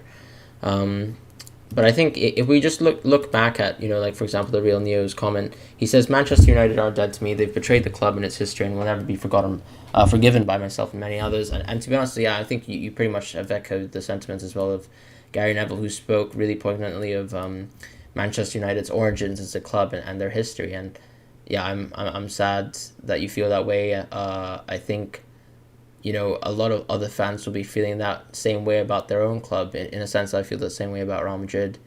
I really don't know Yeah. what exactly is going to happen from this point in the season. We have mentioned, of course, the fact that this might be the idea might be rescinded. I'm not exactly sure if that's exactly going to happen, but it's going to change things fundamentally. AZK says to allow SL clubs to still participate domestically, maybe minimize rewards for competitions, lower revenues for league placement, as opposed to normal clubs, and impose a tax to be allowed to play. So what do you mean by Super League clubs to still participate? Right, I Yeah. see. Yeah. I mean, I think, yeah, that's at that point. I'm not even sure why exactly the European Super League clubs would continue to play, like, Yeah. potentially in the domestic leagues, right? Because Yeah. yeah, if there's too many penalties into play, I think that's the kind of balance in power that I think the FA is trying to hold on to, right? It's whether it's really worth it for the Super League clubs, because they clearly have made the decision, probably, with whatever calculations that they've made with kind of advisors, with J.P. Morgan as well, who's backing this kind of whole idea. They clearly think that, maybe notwithstanding the repercussions that will follow in the next few days, that it's still fundamentally worth it for them. So we don't really know exactly what's going to happen, but we'll definitely react to whatever kind of suspensions or kind of any kind of punitive action will be imposed on. Zhao says, this brings back again the problem of clubs being run by private owners, and you're not wrong there, I think. But I think fundamentally it's hard, right, when a club is run by a large group of individuals. We've seen, I think, instances where it's failed, and I think we've seen instances where it's been tremendously successful, like the way clubs have performed under specific private owners. Abramovich, for all the money he's spent in football, I mean, he has turned Chelsea in reality to Yeah. a giant that they weren't previously. And the Yeah. same, I think, with in the way Man City and PSG have kind of propelled their own clubs. PSG, of course, has a strong domestic history as well, but in terms of PSG's international relevance, it was not nearly the same. And yeah, I think it's a tricky thing, but I think, yeah, it goes down to the fact that I think a lot of people see football as a business, and sometimes the only way to kind of improve your business is really to kind of maximize whatever efficiencies you can have in the market, right? Whether it's really kind of taking your own collective bargaining agreement and just pushing forward with whatever plans you have in place. And clearly these clubs have decided that European Super League is the one that's more beneficial for them. And it obviously hits at a specific time where I think all these clubs have been severely affected by COVID. And so there's more of a kind of business incentive to go forward with this solution, because it does seem to kind of support their ability to kind of repair themselves from the financial damage that they suffered in the last 2 years. No, you're right on that, and I do feel like that's what they're looking to do. They want to basically be able to get themselves back.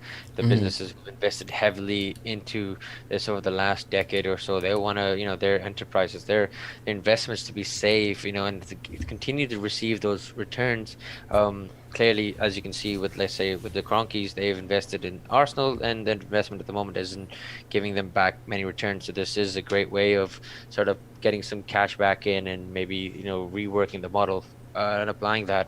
But no, absolutely, it does says, like, I think football should be run at least by the 51% should be fans. Like, that should have been something from before, what they should have decided before bringing in big influx of cash from these owners. But it's something I don't think you can stop anymore, because once the process has started, there's no half and half. Like, you can't just sort of change overnight if people already own it. So it's and everyone who's invested, like, I mean, look at the Cronkies, they've invested the money, and it's their money essentially. So the fact, I know people criticize them a lot, like, they don't care about the club, but it was for sale. They paid for it with their own money. They bought it. It's essentially now their club, and I think football clubs should be for the fans and are for of the fans. But, and if the fans aren't there, there's nothing there. But it's essentially, the guy is also putting the money in, right? And it's his legal property in a sense. So Mm-hmm. I do feel like, they unfortunately do have the power to make these decisions. It's a shame, because we as fans are invested. We spend our time, our emotions, our even finances and tickets, or the shirts and the merchandising and everything. But it's unfortunately just a drop in the ocean for the big owners. And a Johnny McCafferty says that apparently Celtic are in it. That is actually would be another big move, like Celtic moving away from and that would help them actually realize their huge, history as well. Them and Rangers would be a huge thing. Like Rangers has sort of struggled in recent years until Gerrard has brought them back up, but like the Scottish League doesn't have the finances to compete with the Premier League, and they sort of struggle when they play in the Euro Champions League and stuff and Europa League. But this might actually be a great chance for a club like a Celtic to sort of, you know, um, rise up in prominence again in terms of yeah, competition. Yeah, I might agree with that. I think when we talked about Ajax and even Benfica earlier, other Portuguese clubs as well, other Dutch clubs like PSV, like they used to compete very strongly, but they've really struggled, I think, as of late in terms of competing versus those kind of top clubs in the leagues. And we've seen it, for example, those proposals of merging the Dutch league and the Belgian league together as a way to combat the kind of lack of revenue present in both leagues. So I think, for those clubs, it might be a unique position where they really would be more beneficial joining off the European Super League. But I also wonder whether they do actually have that kind of competitive stake, whether they actually could join that kind of part. But yeah, 100%. I mean, Johnny, you're right in terms of history. Like we talked about history earlier on, and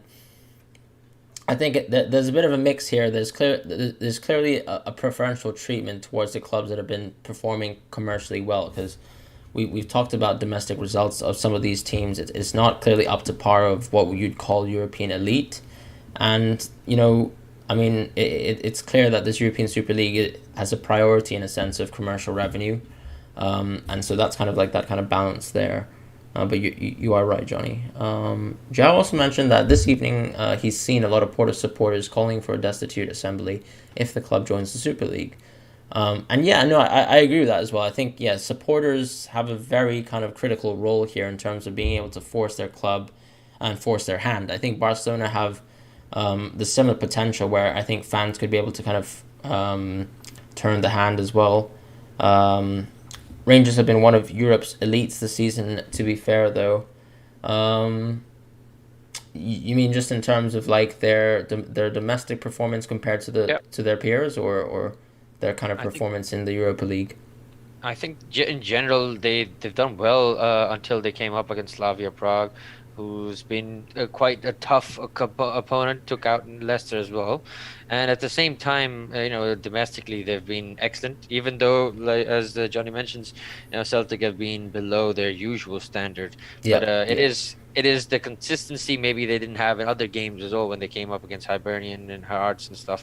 It's maybe I feel like Rangers have under Gerrard found a way of playing a certain style now, and also it's about how consistently playing not just against the big team but also the other teams, and that record is pretty impressive, to be honest.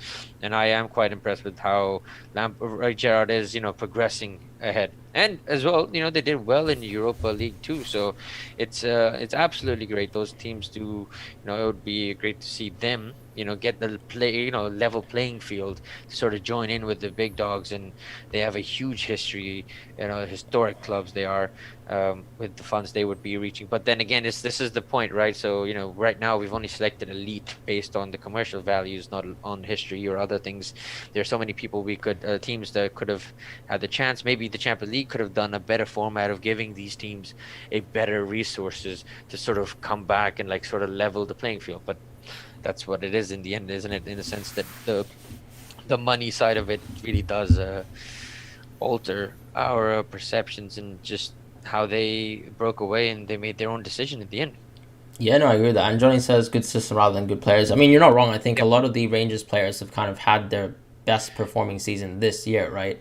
And like at a late age as well. Like Tavernier is having like a fundamentally like historic season, and it comes down to the fact that everything is kind of gelling perfectly for Gerrard and his team. So it's great to see Rangers perform that well, and I don't think we've seen like such a strong domestic performance in any league.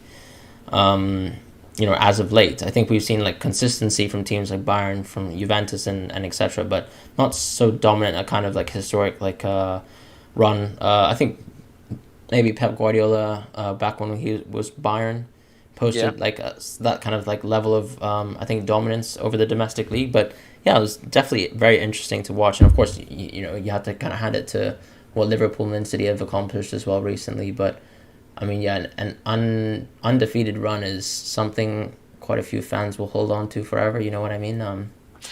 Not Yeah, mentioning I it, will. not mentioning any names, but Well, I yeah, mean, we're talking about history, right? That's something maybe if considering these big teams are going to be, expelled from the domestic leagues, Arsenal finally will hold on to one last thing that maybe the rest could never do.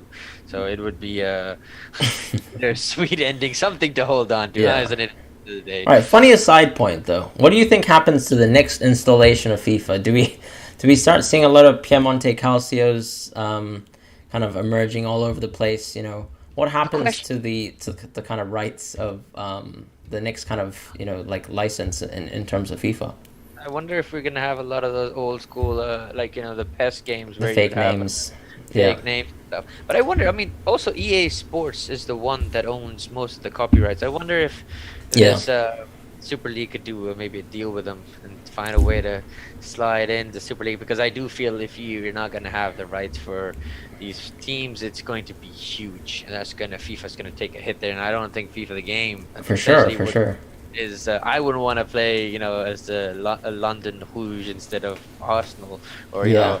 Madrid, Blanco or something. It's gonna be strange. I do feel it's maybe this was our last edition. Can you imagine? This is not something no one was imagining a few months ago. No, It's just absolutely not. I mean, I think yeah. I mean, yeah, the European Super League concept has been touted for the last 2 years, and most people, like, even I've dismissed the idea of ever coming to fruition. But now that we've seen all these announcements, like, I really don't know exactly what's going to happen. We're gonna have to kind of stay close to the idea. Johnny mentions that Kieran Tierney might be too good for Arsenal. I think I'm not sure how Mehdi will take that one. I But I think we've mean, been able to give yeah, him like you could be a right. good I platform. will say though, actually, I think the only unfortunate thing is that his injury record is really unfortunate, and I think that's also kind of what it might keep him from developing as a player. Unfortunately, I know he comes from Celtic and he's always been kind of seen as a gem. But I hope he gets to play consistently because I think even when Mehdi and I were kind of analyzing the FA Cup run, he was quintessential to that, and he's been massive for them at left back this season. I think Arsenal in general have like a little bit of an iffy situation with the full back. The right back is clearly a little bit worse. Um, Yeah. when you compare that to the left, he shows up week in week out, is given like as an Alba opportunity after opportunity. Yeah, definitely. I mean, we even saw the game where, for example, like Tierney was combining really well with Emil Smith Rowe on the left hand side. But yeah, obviously you want him to kind of be able to kind of get a hold of that kind of like injury proneness if it's at all possible. I mean, that just comes down to luck really as a player, right? And hopefully he can continue to lead Arsenal forward if possible. Yeah, I mean, he did like he's played a lot of games and it's coming up this whole season. Whenever he's been fit, Hmm. we had the lack of our, replacement or a substitute for him in that position. Also, our lack of depth in the left back position has been also a reason why we've overused him a little bit. And it's Exactly. just, I think, with his quality is that I don't even know if he's necessarily the best left back or like one of the like the point with him is he's consistently giving you those 7 to 8s, tens, Yeah, and for that sure. is key because you don't want a player to give you like an 8 to 9 and then drop a 6 or a 5. He constantly is looking to give you a consistent level of performances, and that's something Arsenal has lacked this season, as we've seen, right? The starting phase, 2 games really good, till November really bad.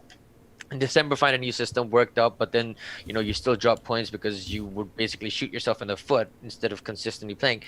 Whereas Tierney had been, and maybe Saka to an extent, and they've been the sort of consistency in the team, No, I which agree with the that. rest of the team hasn't had, right? Like just looking at the player of the month for 3 months onwards. So the first 3 months, Gabriel. Second 3 months, Saka, and then the month before was Odegaard. So it's like there hasn't been enough consistency around the team, and it's just been sort of and it's nice to see when you've got a player like him who just consistently just puts the shift in. It's not even about the quality, but if you can consistently do something well, that has a huge effect on your season, and that's what Arsenal lacked this season heavily is consistency.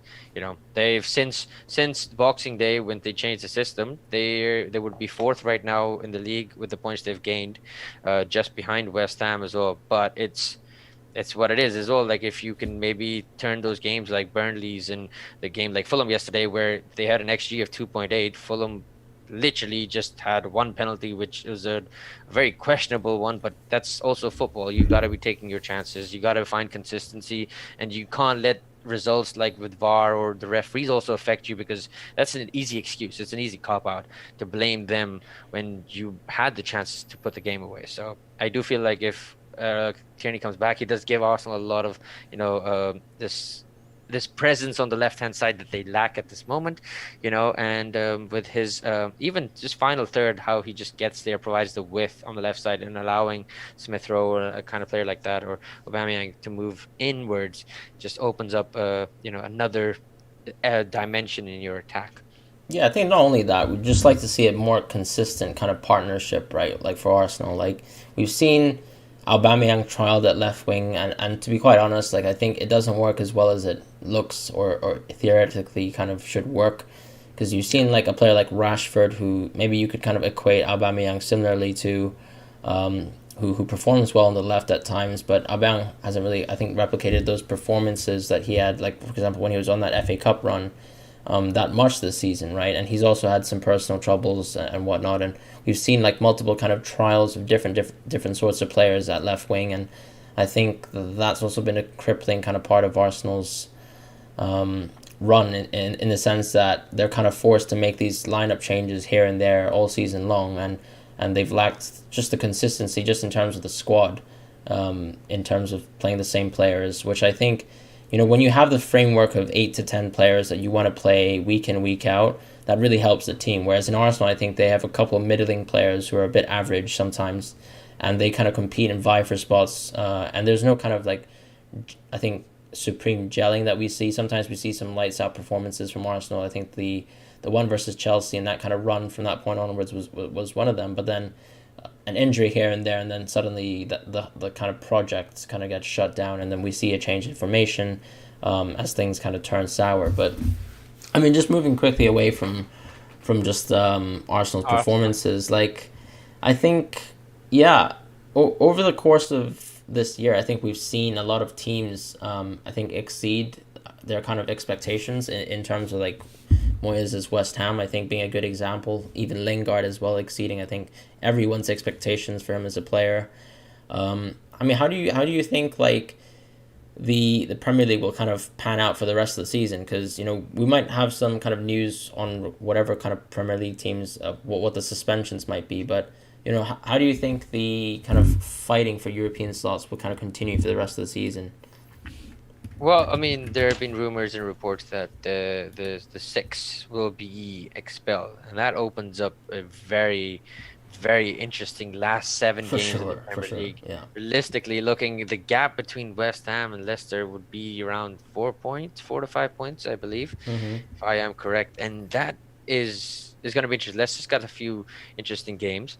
It does make it a bit difficult because some of these teams have to play with the top six teams. So I Yeah. wonder how do you actually go ahead with the league then, right? Because that's a bit of a problem, because some player teams then might have already played against those teams and the others have not. So there's a bit of an imbalance. I do feel personally they're gonna probably go ahead with the league and then boycott from next year, just Right. because it doesn't make sense for everybody else. You're really affecting all the other teams that are already there.